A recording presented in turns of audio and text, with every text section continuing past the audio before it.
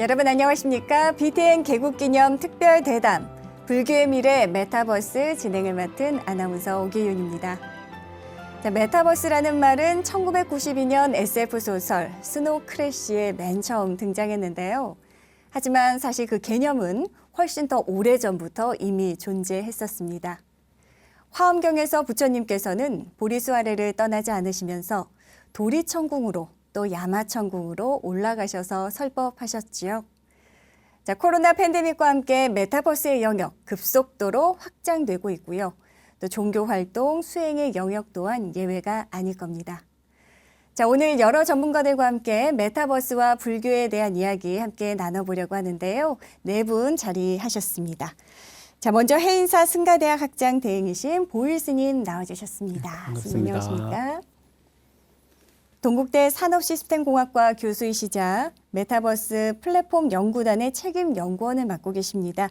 이종태 교수님 자리해 주셨어요. 반갑습니다. 반갑습니다. 가상사찰 미륵사를 창건한 퓨처월드의 유병관 대표님 함께해 주셨습니다. 어서 오십시오. 반갑습니다.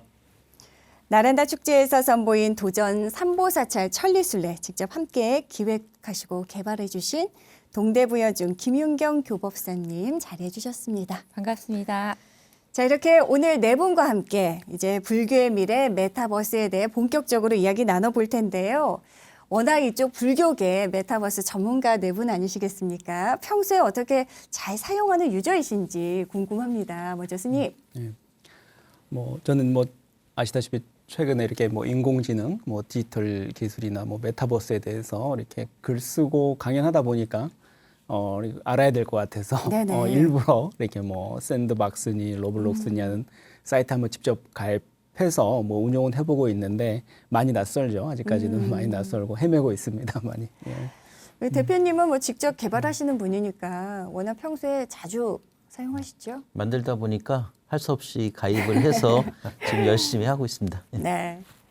교수님은 어떠세요? 직접 학생들과 또 소통도 가능하신지도 궁금하고요. 예, 저희가 항상 학생보다 이 딸리는 부분이 바로 이런 새로운 그 기법을 실제로 체험하는 부분인 것 같습니다. 네. 학생들한테 강의를 하는 입장에서 좀 눈높이를 맞추는 입장에서 많이 노력하고 있는 수준이다 이렇게 말씀드리겠습니다.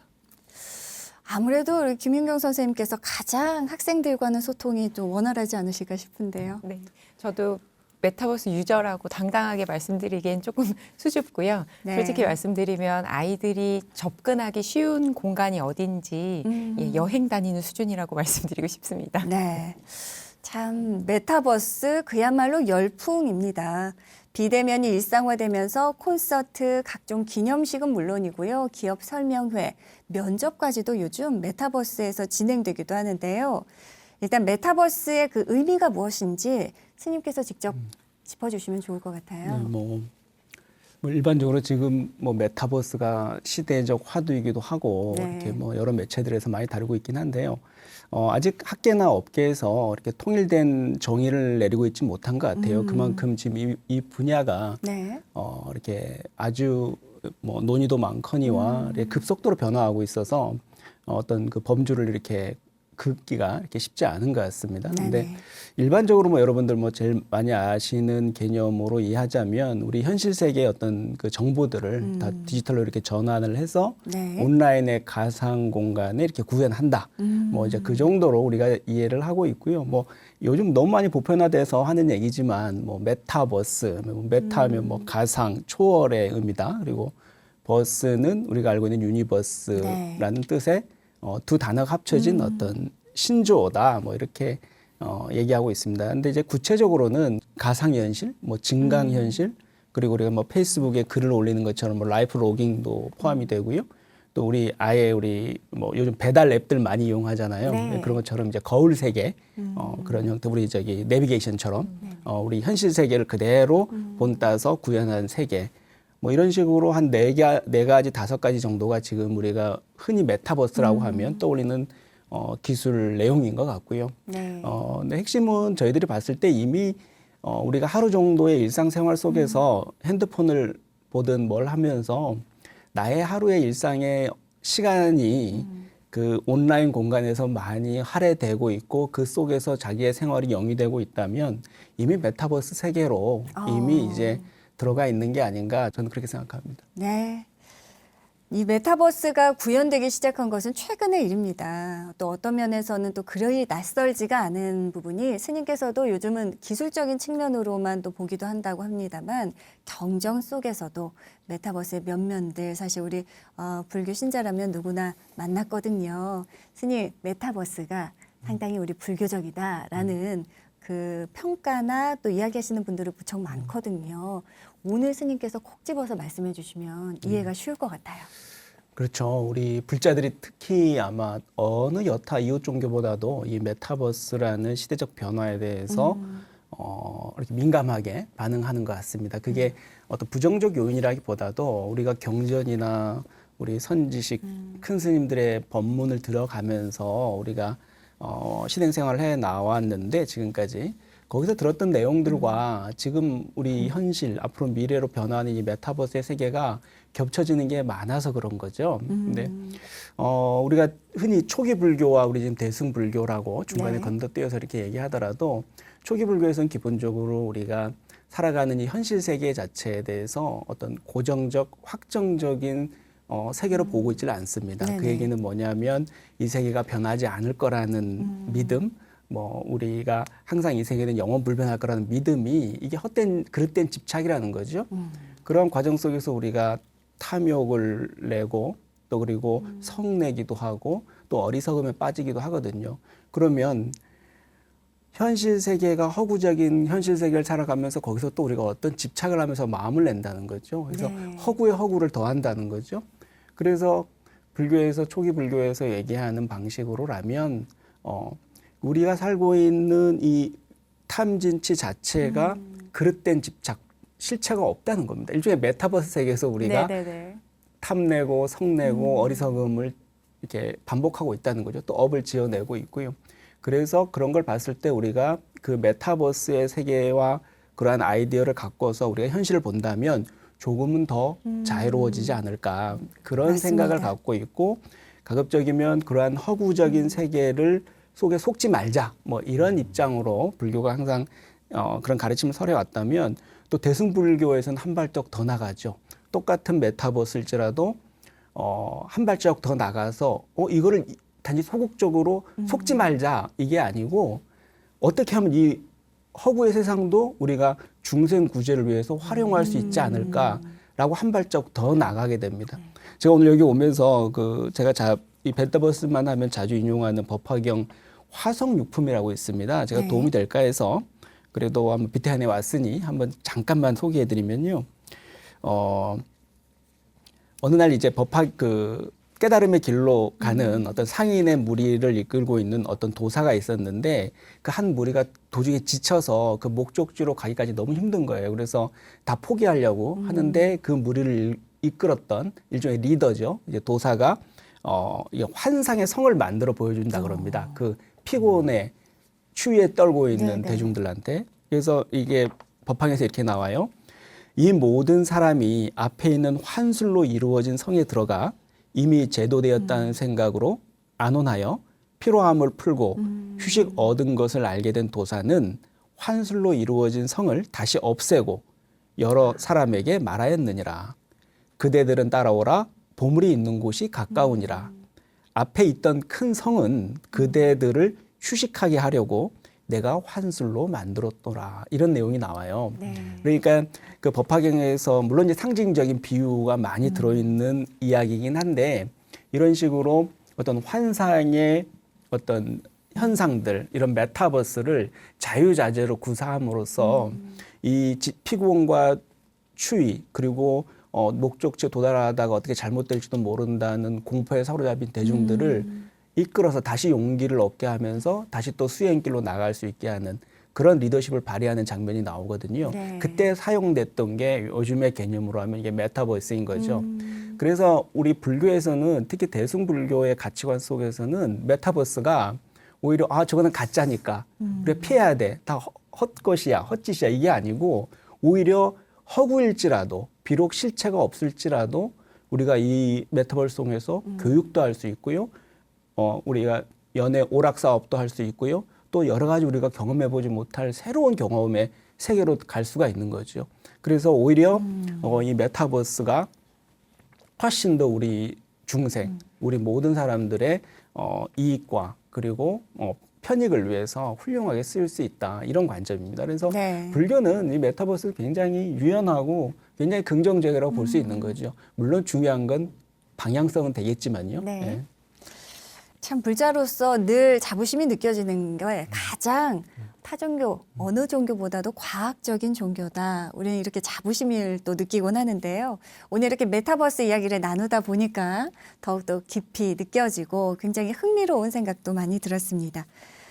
자, 동국대학교에서도 역시 다양한 연구를 지금 진행 중이라고 들었습니다. 명상 메타버스 플랫폼 기획 연구단 운영 중이시라면서요? 네네. 저희가 약 6개월 전에 저희 플랫폼 기획단을 이제 시작을 했는데요. 네. 사실은 명상을 어떻게 가상현실에서 도움을 받아가지고 누구든지 쉽게 그 좋은 이익을 갖게 하는 것인가 하는 그런 연구들은 네. 사실은 지금으로부터 한 7, 8년, 그 10년 전부터 아마 이야기가 나왔었습니다. 네. 그 당시에는 기술이 부족해가지고 이것을 IT 기술로 어떻게 구현하실 것인가 하는 생각이 약했고요. 최근에 XR 명상이라는 이름으로 어떤 그 실감형 컨텐츠만을 가지고 어떻게 만들 수 있지 않을까 이렇게 생각했습니다만 여전히 그때까지도 기술이 부족했습니다.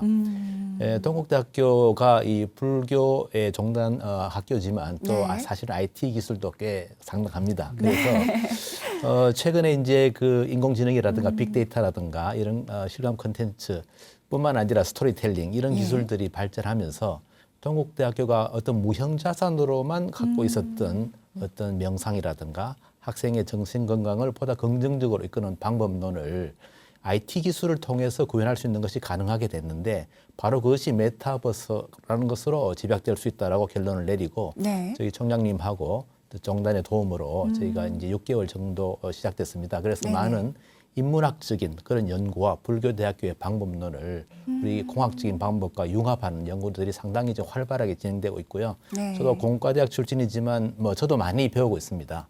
또 불교대학으로부터 이거야말로 정말 불교는 과학적이라서 조금만 더 공학적인 절차를 거치면 프로세스가 상당히 세련되겠다. 이런 생각들을 계속 매일 느끼고 있습니다. 네. 가나선을 비롯해서 윗바사나 사마타 등 세상에는 다양한 명상 수행법들이 존재합니다. 메타버스에서 구현하는 컨텐츠들 이런 다양한 명상이나 수행법 두루 아우르게 되어 있는지도 궁금하고요. 네, 맞습니다. 아까 스님 말씀하신 것처럼 가상의 세계는 헛것이지만 그것을 통해서 집착을 버리게 되는 과정, 즉 몰입이라는 과정과 이완이라는 과정이 메타버스에서 실시간으로 구현할 수 있는 그런 방법론이기 때문에 명상에서 말하는 어떠한 컨텐츠이든지 대부분 이 메타버스에서 가능하다고 저희는 생각하고요. 실제 구체적인 방법도 많이 제시되고 있습니다. 다만 우리나라에서 가장 이제 자부심을 갖고 있는 간화선 같이 네. 형상을 완전히 초월하여서 깨달음을 얻는 그런 방법론에 대해서는 보다 조심스럽게 방법론을 만들어야 되고요. 그런 절차에 대해서는 불교대학하고 함께 방법을 연구하고 있기 때문에 조금 초기 단계라고는 생각합니다. 그러나 궁극적으로는 K명상이라는 이름으로 서양에 알릴 계획도 있고요. 네네. 간화선까지 제가 욕심을 내고 있습니다. K명상 굉장히 마음에 쏙 듭니다. 입에 착착 붙는데요. 자, 공간에 제약이 없습니다. 이 메타버스가 제약이 없다 보니까 지구촌에 있는 어느 누구나 접속해서 그 서비스를 이용할 수 있을 텐데요. 하지만 명상, 수행의 경우 일단 나를 위한 하나의 맞춤식 서비스여야 되지 않을까 하는 생각도 드는데요. 이 부분도 어느 정도 생각하고 계시지요? 맞습니다. 예. 저희 생체 리듬과 뇌파 같은 개인 정보를 실시간으로 수집할 수 있는 디바이스가 많이 개발되고 있고 네네. 이것을 개인화된 분석이 가능한 인공지능 기술을 통해서 그 사람이 보여주는 여러 가지 반응, 그것이 결국은 그 사람의 정신세계를 대변하는 것이거든요. 굉장히 많은 데이터가 실시간으로 쌓이겠지만 그것을 분석해서 추적을 해서 개인적인 긍정적인 마음 상태인지 아닌지를 추적하는 기술들이 많이 발전하고 있고 그 사람들이 한번 메타버스에 로그인했다가 또 로그아웃했다가 다시 들어왔다가 언제 어디서든지 네네. 그 사람만의 어떤 정신 세계를 추적할 수 있는 기술이 지금 저희가 목표하는 바이기 때문에 개인화된 명상, 좋은 방향으로 유도 이런 방법들이 저희가 지향하는 바입니다. 네, 개발되면 저도 1번으로 알겠습니다. 가입해서 한번 해보고 싶습니다. 자, 코로나로 인해 일상의 많은 부분들 이제 언택트로 바뀌었습니다. 선생님, 앞으로 종교 활동들 상당 부분이 메타버스 공간으로 이동이 될 것 같은데요. 그렇죠. 뭐 아까 쭉쭉 말씀해 주셨고 아무로 이제 그 모든 우리 국가 기관 또는 뭐 사업하시는 분들 또 대기업들 네. 할 것 없이 대부분의 이제 우리 현실 세계에서 우리가 영위하거나 경험했던 다양한 단체들이나 기관들이나 서비스들이 이제 디지털 공간의 전환을 통해서 이제 메타버스 공간으로 이제 다 이렇게 이전이 되겠죠. 근데 그 이전이 된다는 게 단절된 의미로 이제 거의 넘어가 버린다 이게 문제가 아니고 메타버스 공간과 현실 세계가 이제 끊임없이 이제 상호 융합해서 상호 작용을 하는 그런 관계, 그런 현상들, 그런 일련의 과정들이라고 생각하시면 될 것 같고요. 네. 그런 맥락에서 우리가 뭐 현실적으로 법당에서 기도를 하고 수행을 하고 있는데 그게 이제 완전히 메타버스 속으로 들어가서 뭐가 이렇게 애매해지는 상황이 아니라 메타버스 공간과 현실 공간이 유기적으로 이렇게 합쳐지고 통합되고 융합되는 과정들인 거죠. 네. 초기 단계지만 우리 해인사에서도 작년 정초기 때서부터 아마 해인사 TV가 개국이 돼서 네. 그 코로나 때문에 그 정초기도의 사회적 거리두기 때문에 불자님들이 참여를 못 하시잖아요. 그래서 그거를 집에서도 같이 기도에 동참할 수 있게 유튜브로 이제 실시간 방송하고 이렇게 송출하는 그런 과정들이 있었는데 많은 호응이 좋았죠. 네, 그 호응이 좋다는 것은 단순히 기도 동참의 문제를 떠나서 우리 불자님들이 이제 거기다 끊임없이 댓글을 달고 심지어 기도가 끝나고 나서도 그 공간에 남아서 또 자기들끼리 그 소감들을 맞아요. 공유하는 예. 그런 일들을 이제 저희들이 발견하고 이제 하게 됐는데 이러한 상황들이 저분들이 유튜브에서 댓글을 달고 영상이 나오지도 않는데 반복된 영상을 틀면서 거기서 댓글을 달 정도면 그만큼 신심과 허전함이라는 게 어떤 그런 종교적 뭐라 그러죠? 그런 수요라 그럴까요? 필요성에 대해서 있는 건데 그런 것들을 이제 우리 본부장님처럼 그런 걸 만들어서 메타버스 공간을 만들어서 저분들이 저기서 또 머물 수 있게 만든다면 네. 더 신심 있는 어떤 신앙 생활이 가능하지 않을까 그런 생각을 하고요. 아마 특히 불교 같은 경우에는 아마 보다 더 적극적으로 이러한 형태의 메타버스 다양한 기술의 구현을 신앙 생활과 접목시키는 네. 방법들 이런 부분들이 저는 이미 시작됐다고 봐요. 이미 시작됐다고 보고 이제 보다 더 이제 세련되게 정밀하게 정교하게 다듬는 것들을 이제 우리 교수님과 우리 본부장님께서 이제 하시는 이제 일이기도 하고요. 예, 예. 그런 것 같습니다. 그렇습니다. 실무적인 분들의 많은 노력 그 끝에 퓨처월드에서 가상세계 사찰 미륵사를 만드셨습니다. 직접 소개 좀 해주십시오. 미륵사라고 그러면 그냥 일반 사찰하고 똑같아서 어디 있냐고 이제 저희가 만들어 놓으면은 많이 물어봐요. 어디 있냐고 물어보면 예, 손 안에 있습니다. 이렇게 하면 핸드폰을 보여드리면 아 그럼 진짜 있는 절이 아니에요. 이렇게 얘기하더라고요. 저도 어릴 때부터 이제 불교 학생회나 고등부 뭐 이렇게 어린이법회 이런 지도도 하고 쭉 했었는데 그게 한 20년 전하고 지금 20년 이후에 지금 현실은 엄청 사실 문제가 많습니다. 지금은 어린이법회도 다 없어지고 뭔가 지금 세상이 이렇게 옛날에 절에 와서 놀던 아이들이 지금은 다 이제 집안에서 핸드폰이나 게임을 하면서 이런 시대가 돼버렸잖아요. 네. 그래서 세상은 이렇게 많이 변해가고 가는데 저는 아직도 계속 현실 세계에서 계속 그 사찰을 짓고 있더라고요. 그래서 어느 순간 이렇게 보니까 과연 이런 시구의 절들이 앞으로 살아남을까, 불교가 이래서 과연 될까 하는 고민을 하던 차에 마침 이게 코로나라는 게 터졌고 한 2년 전에 그래서 아무것도 못하고 밖에도 절에도 못 가는 이런 세상이 됐을 때 조금 고민을 해봤어요. 그럼 뭐가 있을까? 그러던 차에 아이들이 거의 게임 세계에 가서 이렇게 놀더라고요. 게임은 어떻게 만들어요? 그러면 저는 게임이라는 형태를 해서 우리가 그 안에 들어가서 꼭 이렇게 뭐를 막 이렇게 부수고 깨부시고 죽이고 뭐 이런 게임이 아니라 거기에 들어가서 뭔가 불교를 체험하고 네. 절처럼 뭐 이렇게 하는 공간을 만들면은 그런 젊은 세대들이 다시 들어와서 거기서 뭐냐 하게 되고 거기서 이렇게 체험하게 되면은 오히려 또 되지 않을까. 절은 결국은 사람이 있는 곳에 져야 되는 것처럼 가상세계 사찰도 결국은 사람이 있는 곳에 가서 져야지 이게 절의 효용성이 있잖아요. 맞습니다. 그래서 예. 미륵사를 만들게 됐는데 그게 처음에는 뭐 이렇게 그냥 만들면 되지 하고 시작했다가 많이 어려움이 있었습니다. 사실 이렇게 미륵사 같은 가상 사찰이 많아지면요, 불교가 조금 더 젊어지는 계기도 될 수 있을 것 같습니다. 실제 사용자들의 반응은 어떻습니까? 처음에 한 1년 가까이 들여서 한 3억이라는 큰 돈을 들여서 네. 투자를 해서 만들었는데 그럼 이제 누구나 다 들어오겠지 하고서 이제 그 아주 뭐 자신감 있게 홍보에 갔습니다. 근데 홍보를 딱 하는 순간 다 무너져 버리더라고요. 사실 불교가 지금 뭐 1,000만이라고 하지만 저희가 결국은 나중에 부딪혀서 보는 느낌은 500만.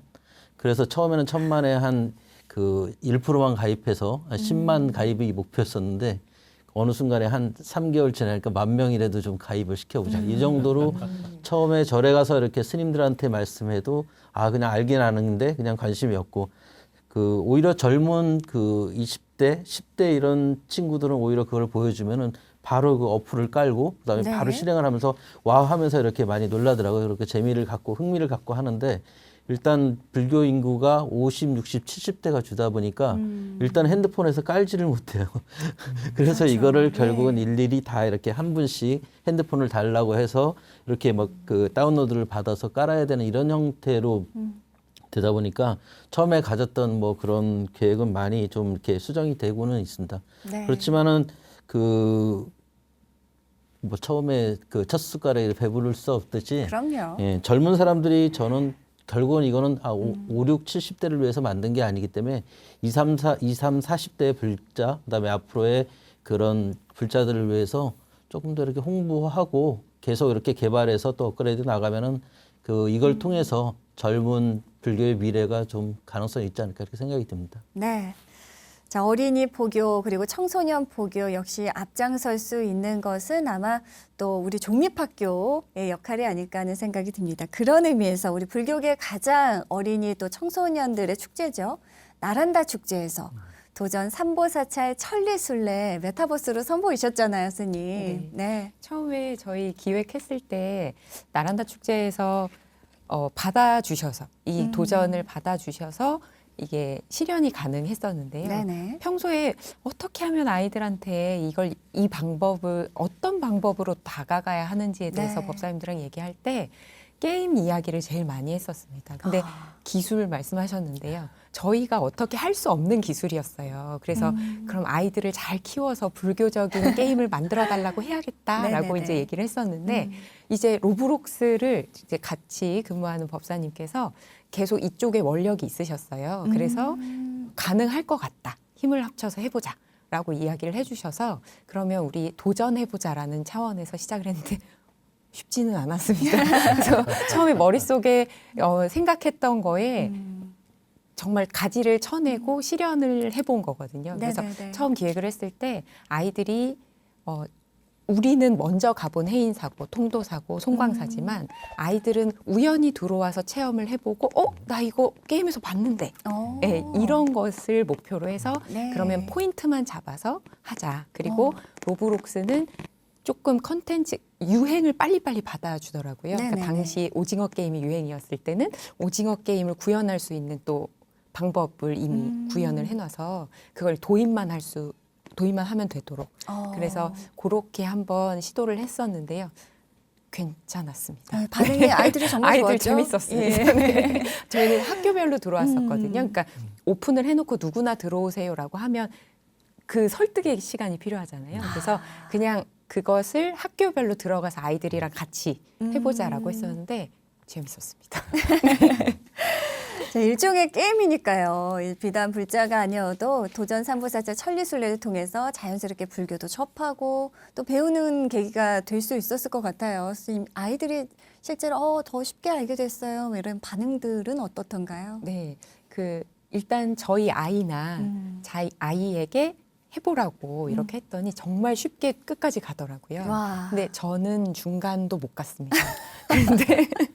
그런데 우연이라도 들어와서 그곳을 여행할 수만 있다면 그 아이가 한국 아이가 아니고 다른 나라의 세계 어딘가에 있는 아이더라도 네. 여기를 한번 체험을 해보면 불교와도 인연이 되고 문화를 체험할 수 있는 어떤 공간이 마련되는 거라고 생각이 확신이 들었고요. 저희가 할 수 있는 것은 우리 교수님께서 플랫폼 개발해 주시고 플랫폼 개발해 주시지만 마련돼 있는 플랫폼에 최대한 많이 불교적인 가상 공간을 만들어야 되겠다라는 생각이 들었습니다. 네.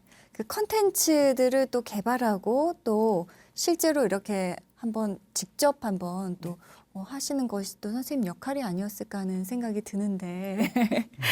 자, 메타버스 유저라고 하기엔 참 수줍다 이런 말씀을 하셨어요. 그럼에도 불구하고 나를 대신한 아바타가 활동을 하는 그런 걸 직접 체험해 보시면 어떠시던가요? 좀 일종의 부가 캐릭터, 요새 부캐라고 하잖아요. 좀 재미가 있던가요? 실제로 선생님 하시기에도? 저는 일단 그런 생각이 들었습니다. 제가 보일 스님께서 연재하시는 글을 읽어서 그랬는지 모르겠습니다만 이게 부캐라고 하지만 아이들이 이 연결되어 있다는 것을 망각하면 메타버스의 순기능을 할 수 없다는 게 분명히 느껴졌거든요. 이건 여담입니다만 그 삼보사찰 천리순례를 기획했을 때요. 현질이라고 하죠. 예, 그 아이템을 사서 뭔가를 깨는 그런 형식이 아니라 퀴즈를 풀고 미션을 수행하면 이게 나아갈 수 있게 기획을 해놓고 네네네. 선업을 쌓으면 빨리 달릴 수 있고 연잎을 속도를. 모으면 빨리 뭔가를 얻을 수 있고 기발해요. 이제 이런 식으로 기획을 했는데 거기에서 주어지는 게 이렇게 창 같은 게 있었거든요. 근데 그걸 받자마자 여느 게임에서 한 것처럼 죽이는 거예요. 그래서 너무 당황했었습니다. 그래서 너무 놀래서 이제 그 기능을 없앴는데 그 아이템을 아예 없애버렸었는데요. 그래서 네. 그 부캐라고 하는 캐릭터에 집착하기보다는 그걸 함께하는 아이들과 함께 이 캐릭터도 내가 나와 연관되어 있고 거기서도 또한 업이 쌓임으로 어떻게 하면 선한 방법으로 풀어나갈 수 있을지를 함께 고민하고 그 교육을 하는 게 저희의 몫이라고 생각을 했습니다. 그러게요. 그 게임과 가장 유사하게 또 컨텐츠를 개발하고 실제 적용도 해보지만 그런 부작용들도 충분히 나타날 수 있었을 것 같습니다. 스님, 장자가 꿈속에서 나비가 된 건지 아니면 나비가 꿈에 장자가 된 건지 구분할 수가 없었지 않습니까? 현실의 메타버스 안에 그 아바타 사이에서 정체성 혼란, 나는 누구일까 하는 혼란도 겪는 분들이 분명 계실 거란 말이죠. 네, 맞습니다. 이제 우리가 영화에서도 그렇고 소설에서도 그런 얘기들이 종종 이제 주제로 많이 나오는데요. 저도 이 관련돼서도 저도 일단 부처님 가르침으로 일단 간단히 한번 시작해 볼게요. 네. 대승입 능가경에 나바나왕 권총품이라고 있습니다. 그 내용인데요. 한번 참고가 될 것 같아요. 여기서 부처님께서 능가왕한테 이런 얘기를 합니다. 능가왕이요. 물과 거울 속에 비추어진 자기 모습에 놀라는 사람처럼 등불과 달빛 속에서 자신의 그림자를 타인으로 오해하는 것처럼 그리고 산의 골짜기에서 그 메아리를 듣고 분별하는 마음을 내어 집착을 일으키는 것처럼 이 법과 비법은 결국 우리 마음의 투사물일 뿐이고 오직 분별일 뿐이다. 분별하기 때문에 능히 버리지 못하고 오직 허망한 생각으로 증폭되어 정멸을 얻지 못한다. 이런 얘기가 나오는데요. 네네. 결국 모든 형상은 우리 마음이 투사된 거라는 거죠. 그리고 다 분별에서 비롯된 거라고 흔히 말씀을 하시는데 아까 우리 교보사님께서 말씀하셨던 아주 재밌다고 그래야 될까요? 어떤 아주 인상 깊은 얘기였는데 우리가 흔히 업이 발현이 되고 업이 투사가 된다는 얘기가 바로 말씀하셨던 그 이야기인 것 같아요. 우리가 게임이 됐든 메타버스 공간이 됐든 간에 네. 거기서 우리가 긍정적인 자비와 사랑의 마음을 가진 활동과 몸과 말과 뜻으로 그렇게 우리가 살아갔다면 똑같은 창을 주더라도 그 창으로 남이 목마른 과일을 따서 주는 친구가 있는가 하면 네. 또는 그 창이 주어지면 남을 해하는 도구로 사용하는 그 업이 발현되는 거죠.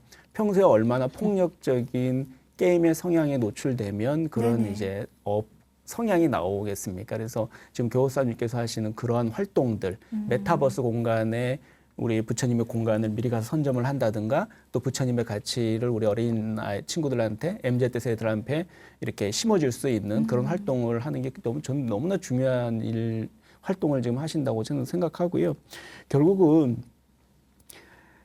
메타버스의 공간에 있든 여기 현실 세계에 있든 간에 그게 욕망의 증장인지 아니면 정말 천수천안의 관세음보살의 화신이 돼서 수많은 메타버스 공간에서 내가 손을 뻗쳐서 자비의 화신으로서 너무나 좋은 일을 할 수 있는 공간이 현실 세계뿐만이 아니라 수많은 법계가 열리는 거잖아요. 네네. 기부를 했든 무슨 좋은 일을 했든 뭐를 했든 간에 너무 좋은 일을 할 수 있는 엄청나게 많은 세계가 이제 펼쳐지는 거죠.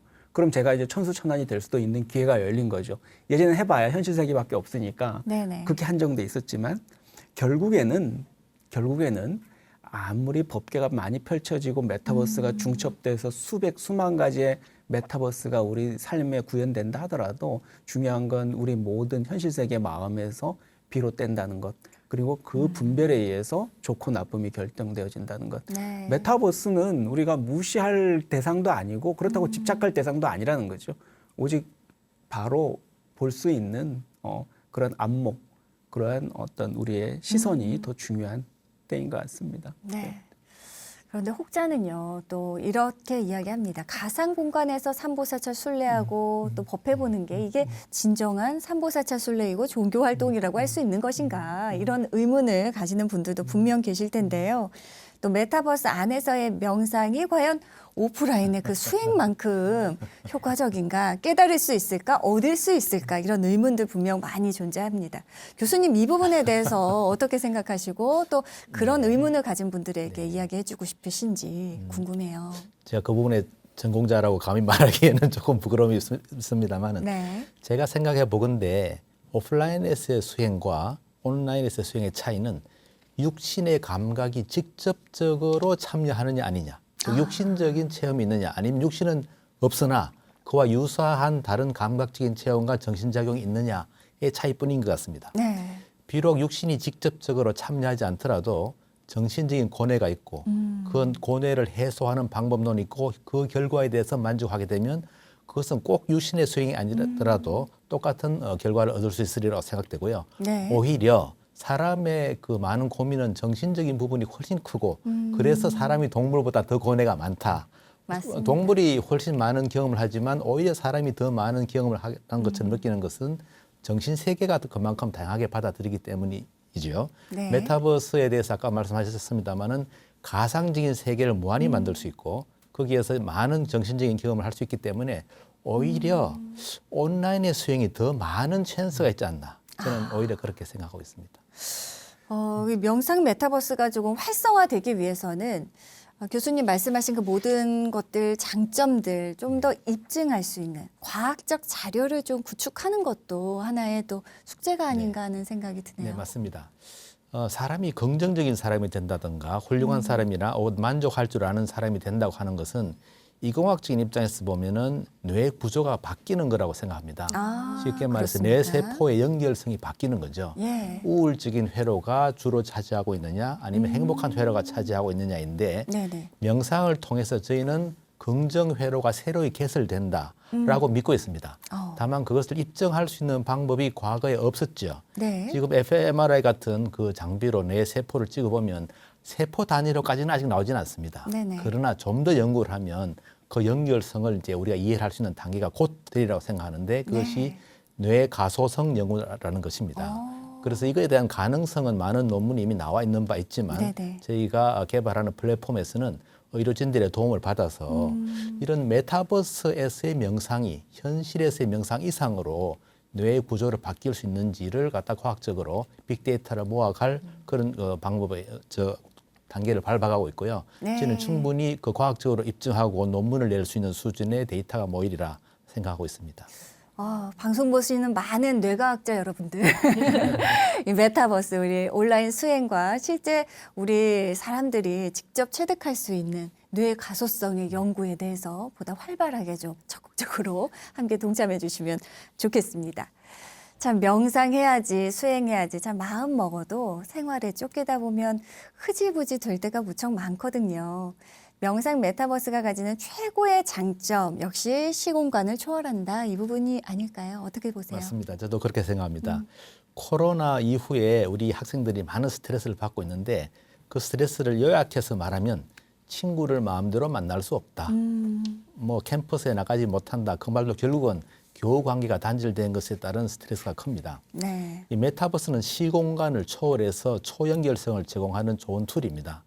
여기에 들어감으로써 자기의 친구를 만나거나 또 멀리 떨어진 사람을 만날 수 있는 초연결성도 있고 또 자기의 생활 공간을 따로 만들 수 있습니다. 네네. 메타버스의 공간은 무한대이기 때문에 자신만의 좋은 집을 자신만의 환경으로 가꿀 수 있고 또 거기에서 친구를 초대할 수 있고 이런 일상생활을 할 수 있는 매력적인 요소가 있기 때문에 쉽게 젊은이들이 특히 젊은이들이 아마 이용하게 될 것으로 생각이 되고요. 거기서 또 하나 메타버스가 갖는 장점은 여기에 들어가는 순간 자신의 익명성을 보장받을 수 있다는 것입니다. 경우에 따라서는 좀 드러내기에 좀 부끄러운 자신의 정신의 상태라든지 상담을 할 때는 말을 하지만 차마 좀 뭐 병원이라든가 이런 데 가기 어려운 분들이 익명성에 네네. 대해서 굉장히 많은 말씀을 하시거든요. 그런데 메타버스에서는 그것을 갖다 기본적으로 보장하고 있기 때문에 많은 유저들을 끌어들이는 방법이 된다고 생각하고요. 또 하나 꼭 말씀드린 것은 이 메타버스는 오히려 많은 시간과 자원을 필요로 하는 현실적인 상담, 코칭 단계를 훨씬 저비용으로 구현할 수 있습니다. 그렇겠네요. 예를 들면 제가 이제 몸에서 빛이 난다 이런 것을 가지고 뭐 어떤 자신에 대한 어떤 그 긍정적인 육체의 상태 이런 걸 갖다 네. 구현하겠다. 할 때 실질적으로 그걸 하려면 얼마나 기술적으로 어렵고 돈도 들고 많은 기술이 어려움이 따르겠습니까? 네. 근데 메타버스에서 가능하거든요. 어떤 분들은 말씀하시죠. 하늘을 날아다닐 수도 있다. 현실적으로 어떻게 날아다니겠느냐. 날아다님으로써 뭐 예를 들면은 고소공포증도 해결할 수 있고 자유에 대한 느낌 얻을 수 있고 여러 가지 방법을 상상만 하면 이루어질 수 있는 것이 메타버스이기 때문에 오히려 그런 기술적인 무한한 가능성이 메타버스의 가치를 높인다. 이렇게 생각을 하고 있습니다. 네. 무엇을 상상하든 그 이상의 것을 얻을 수 있는 명상 메타버스 세계가 아닌가 하는 생각이 듭니다. 자, 앞서 메타버스에서의 그 종교 활동이요, 현실과 좀 유기적으로 융합하는 형태로 발전할 것이다. 스님께서도 이렇게 말씀하셨는데요. 네, 코로나 때문에 현실 세계에서는 산사음악회, 법회 함께 모이지 못하니까 할 수가 없었잖아요. 몇 년째 제대로 진행이 되지 못하는 상황에 이 메타버스 영역에서는 그런 제약이 없어지다 보니까 본부장님, 미륵사에서는 혹시 어떤 좀 행사들 좀 자주 하시나요? 궁금합니다. 그 일상적으로 절에서 하는 뭐 법회라든가 그런 거는 뭐 기본적으로 다 이미 하고 있고요. 네. 그리고 기술적으로는 사실 아까 금방 말씀하신 것처럼 상상하는 모든 것이 다 가능합니다. 거기에 이제 딱 두 가지 조건이 맞아야 되는데요. 두 가지 조건. 네. 네. 첫 번째는 일단은 돈이 있어야 됩니다. 네, 이게 그 개발하고 뭔가 이렇게 장비를 만들고 그 메타버스의 핵심은 결국 데이터 센터인데요. 그 데이터 센터 하나를 만들려면은 한 1조, 어떻게 보면 몇천억에서 1조 가까이 들어가는 그런 큰 돈이 들어가는데 네네네. 그런 가상 공간이 어마어마하게 있어야 저희가 생각하는 거 10명, 20명이 들어오는 게 아니라 동시에 뭐 지금 제페토 같은 데 2억 명이 동시에 접속이 됩니다. 그러면 2억 명이 들어갈 수 있는 그런 공간을 만들기 위해서는 어마어마한 이렇게 가상의 공간이 필요한데 그게 데이터 센터고요. 또 하나는 이제 그것을 그 실현할 수 있는 기술력입니다. 그래서 지금은 그 한 3년 전까지만 해도 이게 참 많이 어려운 점이 있었는데 최근에 5G가 열리면서 통신망이 구축이 됐습니다. 그래서 그 순간에 그 많은 사람이 동시에 접속해도 이게 가상이 될 수 있는. 네네. 옛날에 저희가 초기 개발할 때는 저희들도 다중 플레이, 그러니까 여러 사람이 같이 들어와서 하려고 했다가 그게 안 됐던 이유가 한 3년 전만 해도 그렇게 개발하면 핸드폰 자체가 이게 안 돌아가는 거예요. 속도가 느려서. 자꾸 끊기죠. 그래서 결국은 1인 플레이로 처음에 만들다가 지금 이제 다시 그 다인 플레이로 지금 개발을 하고 있는데 네. 이게 결국은 하나는 돈, 그다음에 기술 이렇게 두 가지만 만약 가능하다면은 뭐 무한정 뭐든지 다 가능한 이미 기술력이 개발돼 있기 때문에 가능하다고 봅니다. 네. 사실 그 실제 사찰 하나 건립하는데도 그 불사가 굉장히 중요하고 많은 분들이 원력에 함께 또 동참이 되어야만 가능한 부분들이었습니다. 근데 가상세계의 사찰도 역시 마찬가지군요. 자본과 기술. 네, 우리가 상상하는 그 원하는 모든 것을 하기 위해서 이 두 가지가 일단 기술력은 어느 정도 확보가 됐고 자본이 관건입니다. 말씀하시면서 굉장히 또 허탈한 미소와 함께 말씀해 주신 부분이 아마 개발하시면서 다양한 한계들을 또 겪어보시고 부딪혔기 때문에 또 많은 또 할 얘기가 있으시지 않을까 하는 생각이 드는데요.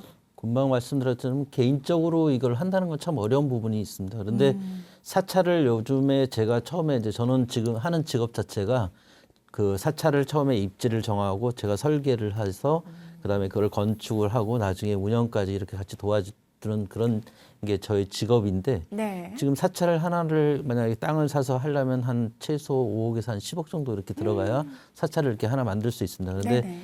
그 사찰을 그렇게 만드는 것처럼 근데 가상세계도 그렇게 가능하더라고요. 이게 근데 요거는 한 10분의 1이면 가능하겠더라고요. 그래요. 예. 그래서 법당을 하나 만들더라도 지금은 이제 저희가 3억이 들었는데 만약에 다음에 넥스트에 뭐 미륵사가 아니라 관음사를 만들어 달라 그러면은 그거에 한 반값이면 충분하고요. 그렇죠. 이게 하나를 먼저 만들어 놓고 그다음부터는 이렇게 가능하더라고요. 그래서 지금 그 처음에가 어려운데 그 처음은 이미 시작이 됐으니까 가능할 것 같고 그 절을 어느 스님이 하나 이제 이렇게 만들려고 절이 필요해요. 네네. 근데 현실 세계 하나 만들려면 스님이 엄청나게 시주를 많이 받아야 되고 지금 사실 거의 불가능한 이제 시대가 됐습니다. 그런데 네. 지금 가상 세계는 그런 것이 한 10분의 1 노력과 그런 걸로 충분히 가능하기 때문에 앞으로 뭔가 이제 새로운 이런 저희는 이제 1호를 만들었잖아요. 네. 저 같은 사람들이 이제 앞으로 10년 후에는 뭐 1000명, 10,000명이 생길 거예요. 그래서 더 쉬운 세상, 다양한 절 뭐 이런 것들이 많이 생길 것이고 그런 세계에서 그 좀 우려되는 부분은 하나가 있습니다. 지금 아까 그 제페토라든가 아니면 노블러스라든가 저는 옛날에 보니까 그 20년 전에 미국에서 만든 그 세컨드리 라이프가 그게 첫 번째 가상세계 그 플랫폼이더라고요. 네네. 근데 메타버스 공간인데 그게 결국은 실패를 했어요. 근데 지금은 이제 속도나 뭐 이런 게 다 되기 때문에 제페토가 바로 2억 명이 유저가 활동하는 그런 게 됐는데 문제는 이런 것들이 개인 기업에 의해서 이루어지고 있다는 게 가장 큰 문제일 것 같아요. 왜냐하면 개인 기업은 결국은 뭔가 돈을 벌어야 되고 거기서 수익 상업성을 창출. 그쵸. 예. 겸비해야 되고 그래서 절은 또 완전히 또 다른 거잖아요. 절은 어떻게 보면 상업성을 약간 배제하면서 뭔가 공공의 이익을 목적으로 가야 되는데 그런 거가 나중에 좀 충돌하지 않을까. 그래서 저희가 그쪽에 그 메타버스라는 세상에 막 이렇게 가서 뭐 절을 하는 것도 중요하지만은 저희가 독립적인 불교의 어떤 독립적인 그런 가상 세계를 거기에 뭐 한 2억 명이 들어올 수 있다면 우리는 한 2,000명이라도 들어올 수 있는 가상 세계를 자꾸 만들어서 어느 정도 이렇게 그 기업과 공익의 균형을 맞춰가는 그런 세계를 만드는 거 그런 것도 좀 한번 고민을 해야 될 때가 아닌가 생각이 듭니다. 네, 아우 중요한 말씀 해주셨습니다. 네, 만드는 것도 쉽지 않지만 특히 유지하는 건 역시 더 힘든 것이 바로 이 메타버스 가상 세계가 아닐까 합니다.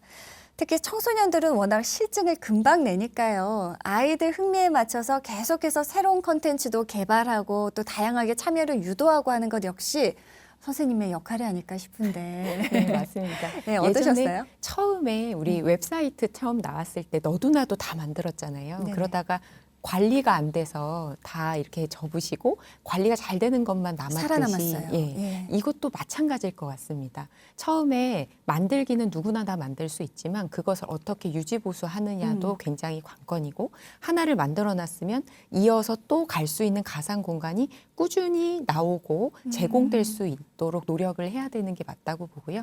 그래서 저희도 이번에 함께 공부할 수 있는 안전한 교실. 네, 그러니까 아까도 말씀드렸지만 목표가 선한 방향으로 갈 수 있도록이거든요. 그래서 네네. 그렇게 안전하게 수행할 수 있는 공간, 법회 공간, 그리고 재미있게 놀 수 있는 공간. 춤을 추더라도 안전한 사람들과 함께 춤을 출 수 있는 그런 공간을 만드는 게 또 저희들의 목표입니다. 네.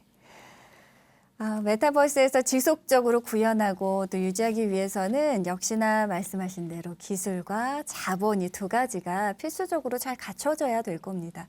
그렇기 위해서는 이윤 창출이 좀 어느 정도는 돼야 명상 메타버스 같은 경우도 잘 유지가 될 텐데요. 교수님, 경제적인 측면 어떻게 보시는지요? 예, 제가 이해하는 바로서는 어떤 사업이든지 간에 고객이 있으면 어떤 형태든 사업은 된다. 이렇게 제가 이해를 하고 있습니다. 지금 많은 젊은이들이 스트레스를 받고 있고 이걸 해결할 수 있는 방법론으로서 메타버스가 그 효능을 입증할 수 있다면 비즈니스가 되리라고 보는데요. 다만 처음에는 돈을 많이 번다는 것보다는 사회 문제 해결, 복지의 향상으로 나가야 될 것 같습니다. 네네. 그래서 그것이 많은 젊은이들의 어떤 그 우울증이나 혹 최근에 문제가 되고 있는 자살 충동 이런 걸 낮출 수 있다면 일단 사회 비용으로서의 경제성을 먼저 생각해야 될 텐데요. 맞습니다. 제가 기억하기로 유럽에서 이런 정부가 적극적으로 어떤 자살에 대한 충동에 대한 그 컨설팅을 온라인으로 했더니 자살 동기가 50%나 줄었다. 뭐 이런 통계가 나왔다고 해요. 메타버스를 활용할 경우에 충분히 그러한 그 효과를 볼 수 있으리라 생각이 되는데 네. 만약에 자살률을 5%만 낮추고 또는 그 우울에 대한 그 우울증을 5%만 낮춘다 하더라도 사회 비용으로는 1,000억 이상의 효과가 있다는 그런 통계를 제가 본 기억이 그렇습니까? 납니다. 예. 그러나 어쨌든 간에 물론 들어간 비용은 그보다 아까 1조도 말씀하셨는데 더 클 수도 있죠. 그러다가 어느 순간 이것이 이제 타당성을 맞추는 점이 나오겠죠. 그 이후에는 어떠한 비즈니스 모델이라고 이더라도 나오리라 생각되는데 실제 메타버스를 처음 기획했던 학자들이 앞으로 메타버스가 수익을 벌어들일 수 있는 분야의 25% 정도는 유헬스가 될 것이다. 이렇게 예측을 했습니다. 저도 그렇게 되리라 생각이 되고요. 충분히 아마 사장님께서는 그쪽으로 비즈니스를 만드실 수 있을 것으로 저는 믿고 있습니다. 네. 사실 각 사찰을 운영하고 있는 또 살림을 맡고 계신 스님들 입장에서는 이 종교 활동, 경제적인 부분 별개로 나눠서 생각할 수가 없습니다. 우리 노보살님들 아직도 쌈짓돈 모아서 공양하시고 또 보시하시고 하시는데요. 메타버스에서의 종교 활동이 좀 원활하게 이루어지려면 시주, 보시 등도 가상 공간에서 좀 원만하게 이루어져야 될 것 같거든요. 그 부분의 고민도 어느 정도 해보셨을 것 같은데요. 그래서 그 과연 가상 세계를 만들 때 그럼 그런 부분을 어떻게 할까 제일 많이 고민이 됐습니다. 왜냐하면 네. 기업이기 때문에 뭔가 나중에 그거를 유지하려도 돈 필요하고. 근데 그래서 그대로 이제 그걸 갖고 왔습니다. 그래서 아이템을 사려면은 그 아이템을 사서 그다음에 그거를 가지고 또 이렇게 그 하는 결제를 해서 초도 키고 향도 키고 그래서 그 아이템의 이름은 염주알로 정했습니다. 그래서 염주알을 구입을 해서 네네. 그 염주알을 갖고 한 알에는 뭐 초 키는데 한 염주알 한 알, 두 알 뭐 이런 식으로 해서 지금 그런 식으로 저희가 돼 있고요. 그렇게 되면은 그거를 클릭을 해서 결제를 하면은 초가 켜지고 그다음에 등이 켜지고 그다음에 그 시주도 할 수 있는 그런 구조로는 돼 있습니다. 그런데 거의 지금 수익이 안 나고 있습니다. 이게 뭐냐면은 아직까지 그런 거에 그 가격은 한 10분의 1 정도? 우리 현실 세계 초가 한 10,000원이라면 저희는 1,000원? 뭐 이 정도로 했는데도 불구하고 거의 시주가 아직 안 되고 있는데 그런 거는 아직 익숙하지 않은 부분도 물론 있지만 다른 어떤 또 요소 그다음에 현실 세계에서는 초를 공양을 했지만 그 가상 세계는 좀 뭔가 또 새로운 거를 좀 만들어야 되지 않나 아이디어의 그러게요. 부족도 약간 네. 좀 생각을 하고 있습니다. 자, 현대 사회를 두고 탈종교화 시대다. 또 인구 감소, 또 종교 인구 감소 이런 이야기들 많이 합니다. 사실 종교가 필요 없는 시대는 없었거든요. 현실의 어려움이 클수록 또 종교의 역할은 더욱더 크게 요구될 텐데요. 코로나19가 장기화되면서 무엇보다 많은 분들이 지쳐 계십니다. 이 사회적인 불안, 스트레스, 고독 급증하고 있는데요. 명상 메타버스가 이 부분을 해소하는 데 가장 큰 기여를 할 수 있지 않을까 생각이 들거든요. 네. 좀 아이러니입니다만은 현대로 갈수록 우리가 서로 고립되고 있죠. 사람이 고립될수록 정서적으로 불안해지고 또 점점 고립될수록 생명을 잃어가고 물건처럼 변해간다. 뭐 이런 이야기들을 제가 들은 적이 있습니다. 현대 스트레스는 특히 코로나19 때문에 이제 가속화됐지만 타인과의 단절 이것이 바로 큰 문제라고 생각합니다. 맞습니다. 메타버스의 장점은 아까도 잠깐 말씀을 드렸습니다만은 그 초연결성, 시공간을 초월해서 누구든지 만날 수 있고 그 누구란 것이 현실에 존재하던 사람이든 아니면 메타버스에서만 상주하고 있는 가상 디지털 캐릭터이든 네. 그런 사람들을 무한히 만날 수 있다는 장점이 있기 때문에 그 만남 속에서 사람은 자신의 존재를 각성한다고 하죠.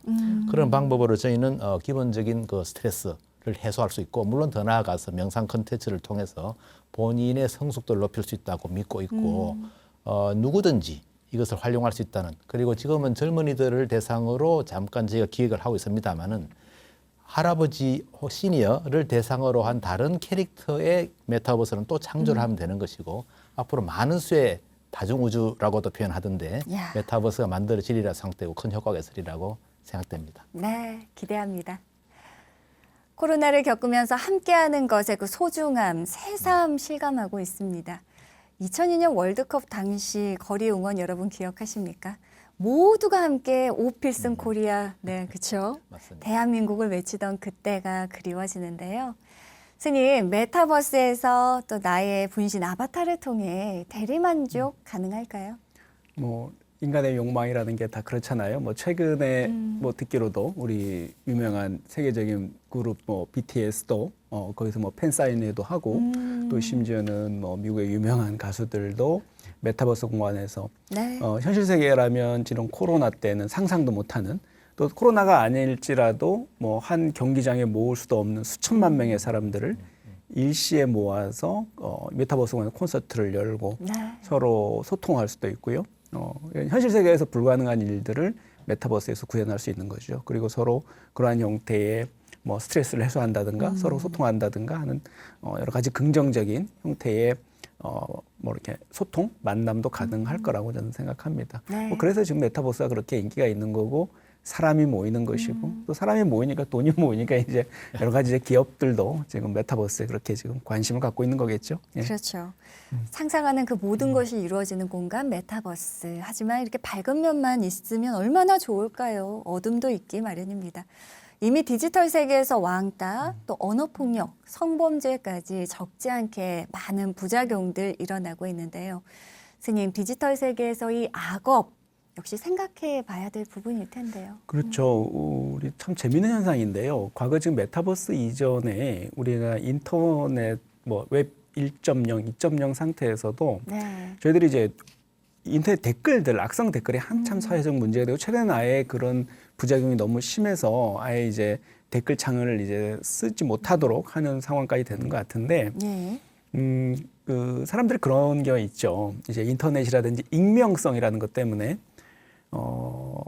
익명성 뒤에서 숨어서 내가 평소에 윤리 도덕적인 그런 규범 속에서 한계를 벗어나서 할 수 있는 공간이 인터넷이다. 또 심지어는 단지 글을 올리는 정도가 아니고 어떤 또 오감을 만족시킬 수 있고 그런 충분히 현실 세계와 유사한 형태의 감각적 경험을 할 수 있는 메타버스라면 더욱더 어떤 그 익명성 속에서 할 수 있는 그런 이제 욕심이 생기겠죠. 제가 자주 인용하는 건데요. 뭐 저도 어쨌든 이렇게 부처님 제자다 보니까 그 경전에 나온 얘기로 인용을 하자면 용수보살님이라고 있잖아요. 그래서 용수보살전에 이런 얘기가 나와요. 예. 우리 용수 스님께서 출가하시기 전에 이렇게 나쁜 친구들이랑 이제 어렸을 때 사귀었나 봐요. 그래서 어느 날은 그 어떤 도사를 찾아가서 투명 인간이 되는 은신술을 배워서 제일 먼저 이 친구들이랑 한 일이라는 게 그 왕궁에 숨어들어서 그 궁녀들을 희롱하는 거죠. 네. 본인들은 안 보이기 때문에.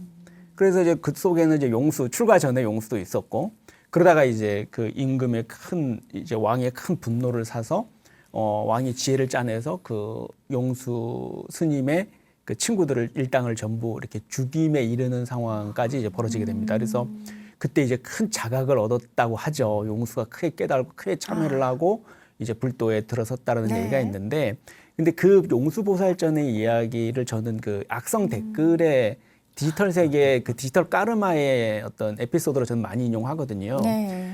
용수와 용수의 친구들이 그렇게 할 수 있었던 건 딱 한 가지였거든요. 내가 안 보인다는 것. 안 보인다는 것. 그 때문에 그렇게 이제 비행과 악행을 저지를 수 있었던 건데, 그 얘기는 뭐냐면 안 보이기 때문에, 익명성 때문에 아까 잠깐 언급했듯이 나의 악업도, 나의 카르마도 차단될 것이라는 엄청난 착각을 이제 하게 되죠. 자, 얘기를 달리 해보면 우리 메타버스 공간에서도 우리가 현실 공간이 아니기 때문에 그 익명성이라는 게 뒤에 숨어서 내가 어떤 짓을 벌여도 괜찮을 거라는 그런 이제 착각을 하게 되죠. 하지만 업의 에너지라는 건 그렇게 사라지는 게 아니고요. 기본적으로 모든 것은 나의 신구의, 몸과 말과 뜻에 의해서 비롯된 행위잖아요. 네. 이것은 어디 가는 게 아닙니다. 아바타가 됐든 캐릭터가 됐든 나의 비롯된 수만 가지 법계가 중중무진으로 펼쳐진다 하더라도 그 업의 시발은 나부터 시작이 된 거고 그 귀속 주체도 나일 수밖에 없는 거죠. 이러한 내용들은 이제 우리가 뭐 현실 세계에다 메타버스 경계에다 달라지지 않는 거죠.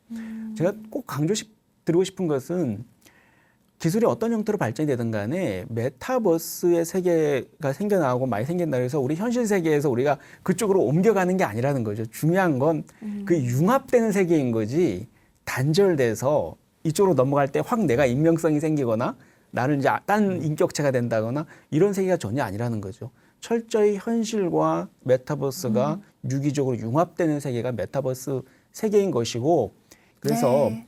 뭐 메타버스 공간이 되면 이제 우리가 뭐 어떤 욕망을 더 확장시키고 증장시키고 내 뭐 그런 생각을 한다면 단념하시는 게 좋을 것 같고 또 설사 그게 용하게 통했다 하더라도 그 악업의 책임 주체는 어디 가는 게 아니라는 것을 윤리적으로나 종교적으로는 좀 이해할 필요가 있을 것 같아요. 네, 선생님 정말 중요한 말씀해 주셨습니다. 사실 메타버스를 소재로 한 영화들 봐도요. 주인공이 정말 힘들어합니다. 현실 세계와 가상현실의 나 사이에서 굉장히 그 괴리감을 느끼고 고통스러워하는 모습들 우리가 간접 체험을 많이 했었는데요. 우리 청소년들의 경우에도 윤리의식이나 이에 대한 관념, 자아 개념이 많이 흔들릴 것 같은 걱정도 좀 들고요. 중독, 또 가상세계와 그 혼돈, 이런 문제들에 대해서도 잘 교육이 또 미리 선행되어야 되지 않을까 하는 생각도 해봅니다. 선생님께서도 이에 대해서 분명히 느끼시는 바가 있으실 텐데요. 네, 맞습니다. 저희 아이들 그리고 또 저의 자녀도 이 메타버스 공간에 이제 주인공이 될 거기 때문에 네. 항상 이 부분에 관심이 많은데요. 예전에 게임 개발자분을 유명한 게임의 개발자분을 뵌 적이 있었어요. 근데 그분께서 선생님들이 제일 싫어하는 사람이 게임 개발자라고 자기를 보면 눈빛이 교사 연수였는데 네. 눈빛이 다들 안 좋으시다라고 곱지 않은 시선. 곱지 않은 시선을 항상 느낀다라고 말씀을 하시면서 네. 사람들은 게임이 중독을 유발한다고 이야기하지만 본인은 멀쩡한 사람이라는 겁니다. 게임을 개발하고 여기 있는 이 회사에 있는 모든 사람들이 중독자가 아니라는 것을 한번 생각해 달라라고 얘기를 하시면서 결국에는 게임과 가상세계가 중독을 유발하는 것이 아니라 잘못된 애착관계. 예, 그러니까 아이를 키웠을 때 처음에 인간관계를 맺을 때에 그 애착관계가 틀어지면서부터 혹은 가정 안에서 해결되지 않는 문제들, 네네. 학교에서 벌어지는 문제들이 해결되지 못해서 그 불안한 자아에 의해서 이런 것들이 발생되는 것이지 그 문제의 핵심을 게임으로 두면 절대 해결할 수 없다라고 말씀을 하셔서 저는 네. 같은 맥락인 거라고 보고요. 반드시 우리가 이 메타버스 공간을 준비할 때는 연계적인 세계관을 인지하고 네. 방향성을 명확하게 하고 교육을 시킨 다음에 그리고 또 모두가 안정된 상태에서 맞습니다. 들어갈 수 있도록 많은 사람들이 준비해야 된다고 생각합니다. 굉장히 새로운 지적이에요. 이게 흔히들 부모님들은 왜 그걸 만들어놔서 아이들이 할 수 있는 그 무언가를 비밀을 제공하느냐 이렇게 말씀을 하시지만 이제 현실 세계에서의 그 결핍, 애착관계의 부재 이것들이 바로 그 부정적인 부작용을 낳는 주요 원인일 겁니다. 적절한 윤리교육 또 선행돼서 뒷받침된다면 걱정하는 부분은 많이 해소될 수 있지 않을까, 방지할 수 있지 않을까 하는 말씀해 주셨습니다. 자, 명상, 이 심신의 안정을 위해서 하는 걸 텐데요. 메타버스에서의 명상에서는 또 우려되는 부작용 없을까요, 교수님?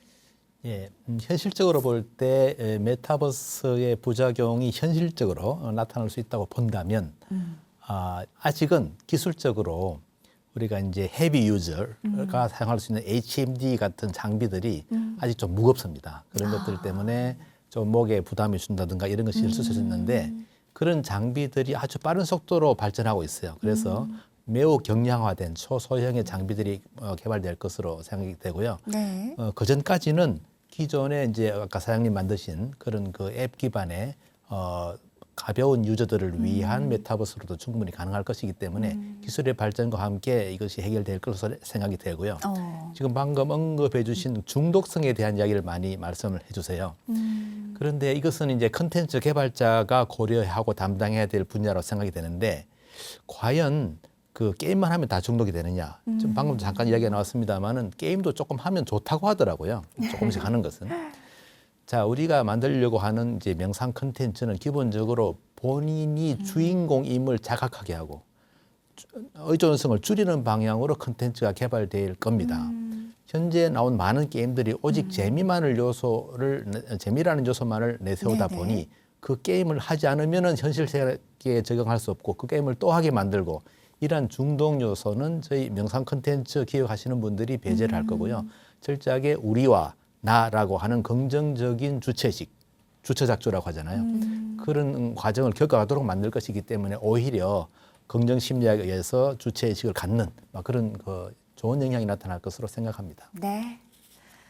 자, 메타버스 영역은 지속적으로 발전나가게 될 거고요. 우리 불교도 이에 맞춰 발빠른 노력을 해야 될 겁니다. 삼보사찰 천리순례 외에도 우리 청소년들을 대상으로 한 메타버스 포교에 대한 그 연구 또 다양한 노력들 선생님 많이 지금 진행 중이시라고요? 네. 앞서도 말씀드렸지만 작년에 그 삼보사찰 천리순례 외에도 네. 그걸 기반으로 해서 올해는 그 VR 고글을 끼고 학생들이랑 같이 이렇게 활동할 수 있는 것도 지금 시도 중이고요. 이렇게 재밌겠어요. 하고 예. 있고요. 그리고 또 그 메타버스 공간 안에서 불교교리 어린이 대상으로 불교교리 경시대회도 구현이 가능한지 지금 실험 중이고요. 그리고 또 전국 교법사단에서는 그 전국에 흩어져 있는 종립학교에 일단은 비슷한 과목을 배우고 있거든요. 저희 학교 같은 경우는 명상, 뭐 고등학교 같은 심리학, 철학, 종교 여러 가지 수업들이 있는데요. 네. 그 공동의 교실, 그러니까 그 학교로 이제 지금은 게더타운에서 준비를 하고 있는데요. 거기에서 들어와서 그 각각의 교실을 사용할 수 있는 게 가능한가 지금 그거 연구 중이고 그리고 법회나 그리고 전국 학생들 불교 수련회도 그런 메타버스 공간에서 실현이 가능한지를 올해 또 연습을 하고 있고요. 또 네네. 동국대학교 건학위원회에서 5대 과제로 또 메타버스 연구하셔서 함께 준비하려고 하고 있습니다. 네, 기대해 보겠습니다. 자, 오프라인의 종교 활동보다 메타버스에서의 수행 또 신행 활동 그 비중이 높아지는 날도 머지않아 분명 찾아올 것 같은데요. 본부장님 앞으로 우리 불교계 어떤 노력들을 더 열심히 하면 좋을까요? 그 동국대학교에서 이렇게 크게 하고 있는 줄 몰라서 그 옛날에는 많이 그 동대 역정원에서 뭔가 콘텐츠를 갖고라도 못 갖고 와서 많이 이렇게 불만이 많았었는데 지금 하고 계신다니까 많이 좀 그 미래에 뭔가 좀 될 것 같고요. 근데 동국대만이 아니라 불교의 모든 그 기관들이 참 많지 않습니까? 특히 종단에서 제일 많이 신경을 좀 써야 될 것 같고 조계종만 하는 게 아니라 또 저번엔 천타제원 가서 그쪽에 그분들하고도 뭐 이렇게 얘기를 해봤는데 그 결국은 그 큰 조직에서 먼저 그 신경을 써야 될 것 같습니다. 그쪽에서 시작을 하지 않으면 이게 개인이 어떻게 이렇게 노력해서 뭔가 바꾼다는 거는 참 어려운 것 같아서요. 일단은 종단이나 아니면은 동국대학교 같이 자본과 그다음에 큰 이렇게 인력이 갖고 있는 그런 데서 먼저 좀 시작을 해주는 게 맞을 것 같고요. 저희 그 만든 그런 것도 좀 그 동대하고 같이 막 이렇게 그 협업을 할 수 있는 게 있다면은 같이 좀 해서 하면은 서로 이렇게 좀 시너지 효과가 나지 않을까 이렇게 생각이 듭니다. 두 분은 혹시 오늘 처음 만나신 건가요? 그렇다면? 진작 뵀어야 되는데 한번 깊이 방법을 찾아보겠습니다. 네, 본부장님 오늘 잘 나오셨습니다. 그렇습니다. 오프라인이든 온라인이든 재미있고요. 또 만족을 줄 수 있다면 사람은 당연히 찾아오기 마련입니다. 선생님, 컨텐츠 개발에 대한 고민, 연구, 앞서 뭐 다양한 것들 이야기해 주셨는데요. 고민 진짜 많으실 것 같아요. 네, 아이디어는 정말 샘솟고 있고요. 불교처럼 이렇게 구현할 수 있는 컨텐츠가 무궁무진한 종교는 없다고 생각을 합니다. 네. 처음에 흔히 가상공간이라고 하면 법당을 구현한다라고 단순하게 생각을 할 수 있겠지만 그 연기적인 세계관을 담아낼 수 있는 무궁무진한 공간으로 생각이 들어서요. 그 아까도 말씀드렸지만 자애심이 충만한 공간을 만들어서 그 안에 아이들을 불러서 제가 최근에 이런 준비를 하다가 VR 고글을 끼고 동요가 나오는데요. 네. 춤을 추는 거예요, 다들. VR 고글을 끼고 안에서 춤을 추는데 너무 재밌는 거예요. 저도 이제 네, 그걸 네. 보면서 세상에 이렇게 재밌고 이렇게 건전하게 놀 수 있다면 아이들이 코인 노래방 드나들듯이 이 공간만 잘 그러게요. 해주고 네네. 그리고 그것만 계속해서 유지해 줄 수 있다면 그 공간을 유지해 줄 수 있다면 그게 우리의 할 일이 아닌가, 불교계에서 할 일이 아닌가라고 생각이 듭니다. 교수님 플랫폼 되면 애들이 여기서 노래 부르다가 마음이 안 좋으면 여기로 탁 옮겨갈 수 있는. 명상하고. 저 이상입니다. 네. 참 많은 노력들이 이미 이루어지고 있습니다. 메타버스 시대에도 변함없이 부처님 가르침을 접하기 위해서 그리고 또 전하기 위해서는 우리 불교계가 앞장서서 더 많은 노력들을 해야 될 텐데요. 스님 오늘 함께 하시면서 또 느끼신 부분들 또 불교계가 함께 노력해야 될 부분들 있다면 짚어주십시오. 제가 뭐 항상 드리는 말씀이긴 합니다. 이렇게 아까 서두에도 말씀드렸지만 왜 불교가 뭐 저는 이제 그런 질문을 많이 받아요. 인공지능에 혹은 메타버스에 왜 관심을 가져야 됩니까? 이런 질문을 많이 받는데요. 뭐 메타버스로 얘기를 해보죠. 간단합니다. 이렇게 우리가 메타버스에 관심을 가져야 되는 이유는 아까 말씀드렸듯이 그곳에 사람들이 있기 때문이죠. 아까 제페토 뭐 2억 명이면 그렇죠. 근데 단순히 사람들이 있기 때문에 우리가 간다. 교세 확장을 시키자. 뭐 현실적인 이익이 있다 이런 말씀을 드리는 게 아니고요. 아까 쭉 말씀해 주셨듯이 사람들이 가 있다면 반드시 거기서 빚어지는 여러 가지 문제들 때문에 고통도 그만큼의 고통의 크기도 개별적으로 갖고 간다고 생각하시면 되고요. 네네. 불교가 하늘에서 떨어진 가르침도 아니고 항상 우리 삶의 현장에서 우리 역사 속에서 있어왔던 가르침이었던 만큼 사람들이 가고 또 다음 세대들, 젊은 세대들이 가고 또 욕망이 몰리고 또 다른 형태의 손이 뻗치고 하는 곳이라면 불교의 시선으로 거기서 우리가 업의 얘기도 할 수 있어야 되고 또 네. 부처님의 가르침도 할 수 있어야 된다고 생각합니다. 그리고 그 우리의 모든 지금 뭐 다양한 논의들과 방대한 이야기들이 실은 꼭 메타버스 그 어떤 세계의 어떤 시선만 결과론적인 그 구현된 세계에만 눈이 갈 것이 아니라요. 네. 이 세계가 전체적으로 가고 있는 흐름이 어떠한지 우리가 지금 요즘 듣고 있는 블록체인이나 NFT나 뭐 다오니 뭐 이런 뭐 하룻밤 일어나면 계속 새로운 신기술 용어들이 나오잖아요. 근데 이러한 모든 디지털 용어들이 낙처, 그러니까 어디로 향해 가는가에 대해서 아마 우리가 면밀히 볼 필요가 있을 것 같고요. 우리 특히 불교도들이라든지 뭐 수행하는 분들도 단순히 뭐 이건 기술이니까 또 뭐 비즈니스니까 우리가 관계 없는 일이다 이렇게 볼 게 아니고 네. 분명한 사실은 세상은 항상 변해왔지만 지금의 세상은 아주 크게 변하고 있는 건 분명한 것 같고 그래서 더욱더 우리가 부처님의 가르침을 계속 이 땅에서 계속 오랫동안 지켜나가기 위해서도 이 거대한 변화에 대해서 우리가 예의주시할 필요가 있다. 그래서 또 구체적으로 굳이 한 말씀 제가 덧붙이자면 항상 말씀드리지만 이 데이터들을 통합적으로 우리가 관리할 수 있고 저장할 수 있고 수집할 수 있는 형태의 어떤 한국 불교만의 어떤 데이터 플랫폼 구축이 너무나 시급하다. 그러한 데이터 플랫폼이 구축만 된다면 우리 메타버스에도 활용이 가능할 것이고 인공지능에도 활용할 것이고 전법 포교 교육 현장에서 바로바로 활용할 수 있는 우리 통합 플랫폼 구축이 시급하다. 제가 가는 데마다 하는 말씀이지만 이 모든 것은 꼭 메타버스뿐만 아니라 인공지능 다 관련된 이야기들이죠. 그래서 좀 더 관심을 갖고 오늘 뭐 우리 본부장님도 오셨고 교수님도 오셨으니까 제가 더 그걸 더 강조점을 두고 제 마지막 맺은 말로 대신하고 싶습니다. 고맙습니다. 네. 불교계 통합된 메타버스 통합 플랫폼 하루빨리 구축되길 저도 함께 바라봅니다.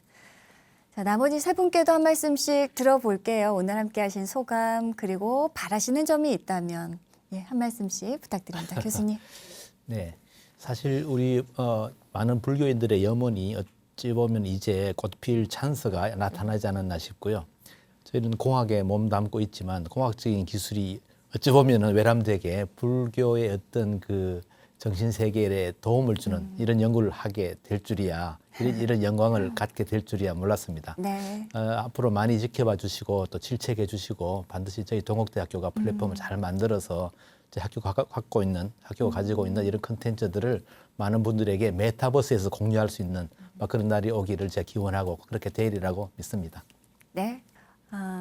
우리 가상 메타버스 사찰 미륵사 홍보해 주셔도 좋을 것 같아요, 본부장님. 그 부처님 제세 당시에 기원 정사가 최초의 그 사찰이었지 않습니까? 그리고 2,600년이 흘렀습니다. 근데 이제 미래의 부처님이 오실 시기가 전 되지 않았나. 미래의 부처님 미륵사가 오는 세상에 그 3일 동안 설법을 할 수 있는 공간. 그게 저는 그 미륵사라고 생각이 돼서 지금 가상 공간에 미륵사를 만들었습니다. 그러니까 저희 미륵사가 나중에 미륵 부처님이 오시는 그 세상에 훌륭한 법당이 되도록 이렇게 열심히 노력해 보겠습니다. 네. 네, 우리 선생님 가장 어깨가 무거우실 것 같습니다. 네. 예. 우리 이렇게 연구해 주시는 분들도 계시고 또 네. 선생님께서 방향도 제시해 주시고 실현도 해 주시는 분들이 같이 계시고 또 오늘 이렇게 한 자리에서 이야기를 들으니까 저도 있는 자리에서 좋은 방향으로 아이들과 재밌게 일단 가상공간에서 놀고 있겠습니다. 자, 오늘 네 분 함께 해주셔서 정말 감사드리고요. 앞으로도 우리 불교계 메타버스 발전을 위해서 더욱더 매진해 주시리라 제가 믿어 의심치 않습니다. 함께 해주셔서 고맙습니다. 감사합니다. 감사합니다. 네, 메타버스가 빠르게 우리 현실로 이미 들어왔고요. 점차 발전하고 있습니다. 우리 불교는 메타버스 세계에서도 변함없이 많은 사람들의 이익과 행복 그리고 안락을 위해 부처님의 법을 열심히 전해야 되겠죠. 지속적인 관심을 가지고 또 메타버스 공간에 더 많은 사찰과 법당을 건립하고 다양한 불교 컨텐츠들을 개발해 나간다면 우리 불교의 미래 더욱 밝아질 것입니다. BTN 개국기념 특별 대담 불교의 미래 메타버스 오늘 준비한 시간 모두 마칩니다. 함께해 주신 여러분 고맙습니다.